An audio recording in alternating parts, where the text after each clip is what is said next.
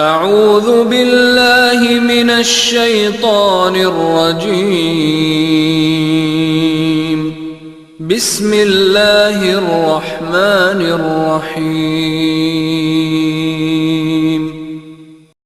اب قرآن کریم کی آخری 10 سورتیں ہیں، بہت پیارا، سب کو یاد ہے ماشاءاللہ، اور بڑا جامع مقام ہے۔ 2 بڑے پیارے تزیہ ہمارے استاد کے ہیں، ڈاکٹر اسرار صاحب کے رحمۃ اللہ علیہ۔ ایک تزیہ ان آخری 10 سورتوں میں چند بہت ہی بنیادی اصطلاحات ہمارے دین کی ہیں، بیسک ٹرمینالوجیز آف دین اسلام۔ الہ یہ لفظ بھی آئے گا، رب یہ لفظ بھی آئے گا، دین یہ لفظ بھی آئے گا، عبادت یہ لفظ بھی آئے گا۔ تو الہ، رب، دین، عبادت ہم سمجھتے آئے ہیں، یہ بنیادی اصطلاحات بھی اس آخری 10 سورتوں کے مطالعے میں آ جاتی ہیں۔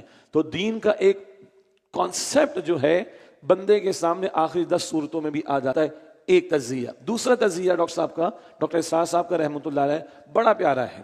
وہ فرماتے ہیں کہ ان آخری 10 سورتوں میں سے 7 سورتوں میں، سورہ فیل سے لے کر سورہ لہب تک 7 سورتوں میں نبی اکرم علیہ السلام کی سیرت کا ایک ایک نقطہ بھی ہمارے سامنے آئے گا۔ 7 سورتوں میں سورہ فیل سے لے کر سورہ لہب تک سیرت النبی کا ایک ایک نقطہ بھی سامنے آئے گا۔ پھر کتنی رہ گئی؟ 3۔ قرآن کی دعوت کیا ہے؟ وہ توحید کی دعوت ہے۔ توحید کا جامع بیان سورہ اخلاص میں آ جائے گا۔ پھر کتنی رہ گئی؟ 2۔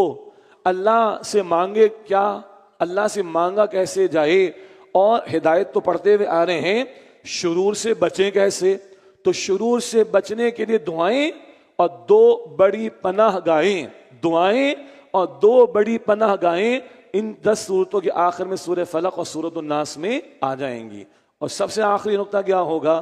جو قرآن حکیم کی کلوزنگ ہے وہی قرآن کریم کی اوپننگ ہے۔ سبحان اللہ۔ جو قرآن پاک کی کلوزنگ ہے وہی قرآن پاک کی اوپننگ ہے۔ الفاتحہ اور الناس کے مضامین آپس میں جڑ جائیں گے۔ تو یہ 3 باتیں ہو گئیں۔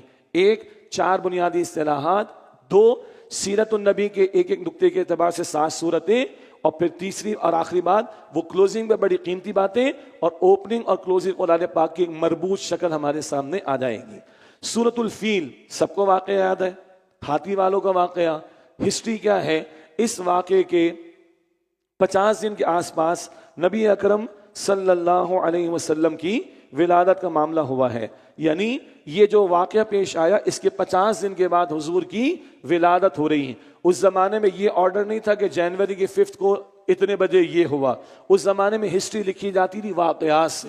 تو عام الفیل، عام کسے کہتے ہیں؟ عین الف میم، سال کو۔ وہ سال جب ہاتھی والوں کا واقعہ پیش آیا اس سال حضور کی ولادت ہوئی ہے۔ یہ تو سیرت کا ایک نقطہ آ گیا۔ اب سورہ فیل، وہ مشہور واقعہ یاد ہے نا؟ ابرہا تھا یمن کا گورنر، اور اس نے چاہا کہ اس نے بڑا گرجا گھر عیسائیت کا بنایا، تو سارے لوگ وہاں پر آئے۔ اس نے دیکھا لوگ کہاں پر جاتے ہیں؟ خانہ کعبہ کی طرف، تو اس کو غصہ آیا۔ یہ اپیرنٹلی ایک وجہ ہے۔ اس نے چاہا کہ خانہ کعبہ کو شہید کر دوں، لوگ میری طرف آ جائیں گے۔ اللہ نے کہا تو آ تو صحیح، پھر ہم دیکھتے ہیں۔ پھر جو کچھ ہوا وہ ہمیں پتہ ہے۔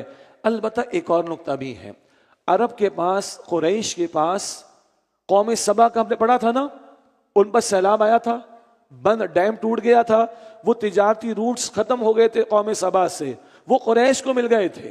تو رحلۃ الشتائی والصیف، یہ تجارتی روٹس تھے عربوں کے پاس، قریش کے پاس، اور قریش کی عزت تھی خانہ کعبہ کی وجہ سے۔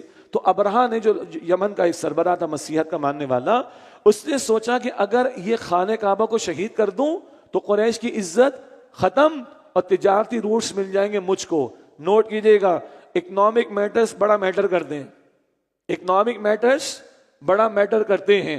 ظاہر میں تھا کہ خانہ کعبہ کو شہید کرنے کا ارادہ، اور پیچھے بڑی حقیقت کیا تھی؟ وہ تجارتی روٹس حاصل کرنے کے لیے وہ چل پڑا۔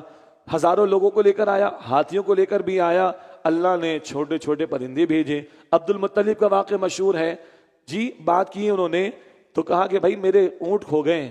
تو اس نے کہا ابرہا نے، میں تو سمجھا تم سردار ہو، تم تو بات کرنے آؤ گے، کچھ گیو اینڈ ٹیک کی بات ہو۔ کہا نا نا نا نا، اونٹ میرے، مجھے واپس کر، گھر جس کا ہے وہ خود دیکھ لے گا۔ اللہ اکبر۔ اب آئیے سورہ فیل۔ بسم اللہ الرحمن الرحیم الم تر کیف فعل ربک باصحاب الفیل، کیا آپ نے اے نبی علیہ السلام نہیں دیکھا کہ آپ کے رب نے ہاتھی والوں کے ساتھ کیسا سلوک کیا؟ الم یجعل کیدہم فی تضلیل، کیا اللہ نے ان کی چال کو بیکار نہیں کر دیا؟ وارسل علیہم طیرا ابابیل، اور اللہ نے ان پر جھنڈ کے جھنڈ پرندے بھیجے۔ یہ ابابیل پرندے کا نام نہیں ہے یہاں پر، یہ صفت ہے۔ کیا مطلب؟ کوالٹی ہے۔ کیا مطلب؟ پرندے بھیجے بڑی تعداد میں، جھنڈ کے جھنڈ۔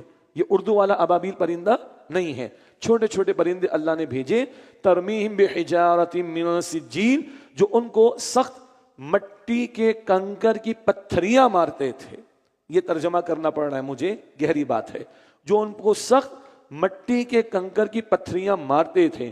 فجعلہم کعصف مأکول، تو اللہ نے انہیں کھائے ہوئے بھوسے کی طرح کر دیا۔ چھوٹے چھوٹے پرندے، چونچ میں پتھریاں، کنکریاں، اور پنجوں میں انہوں نے برسائی، جس بندے کو لگی پھاڑ دیا، اس کو ہاتھی پھاڑ دیے۔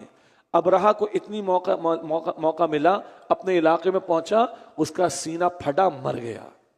اور یہ عربوں نے اپنی آنکھوں سے دیکھا۔ گھر کس کا تھا اور کس کا ہے؟ اللہ کا۔ گھر کی طرف نگاہ اٹھاؤ گے، یہ حشر ہوگا تمہارا۔ 50 دن بعد حضور کی ولادت، 40 برس کے بعد وحی کا آغاز۔ رسول کس کے ہیں؟ اللہ کے۔ نگاہ اٹھاؤ گے، برباد کر دیے جاؤ گے۔ میسج بھی آ گیا، ہسٹری میں آ گئی، واقعہ ہم سب کو پتا ہے۔ گھر کی حفاظت کس نے کی؟ اللہ سبحانہ و تعالی۔ سورہ قریش۔